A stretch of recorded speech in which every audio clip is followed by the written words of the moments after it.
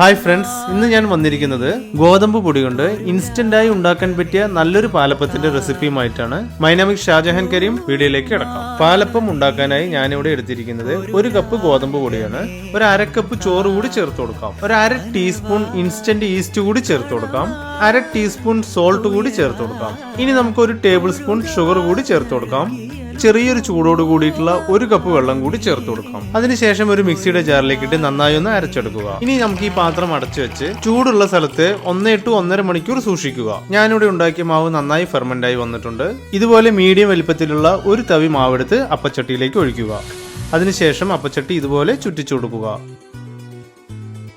ഇതുപോലെ സൈഡെല്ലാം മുരിഞ്ഞ് നടുഭാഗം കുക്കായി വരുന്ന സമയത്ത് ചട്ടിയിൽ നിന്നും അപ്പം എടുത്തു മാറ്റാവുന്നതാണ്. നിങ്ങൾക്ക് എൻ്റെ വീഡിയോ ഇഷ്ടമായെങ്കിൽ എൻ്റെ ചാനൽ ഒന്ന് സബ്സ്ക്രൈബ് ചെയ്യുക, ലൈക്ക് ചെയ്യുക, മറ്റുള്ളവർക്ക് കൂടി ഷെയർ ചെയ്യുക. വീണ്ടും നല്ലൊരു വിഭവമായി അടുത്ത വീഡിയോയിൽ കാണാം. Thanks for watching.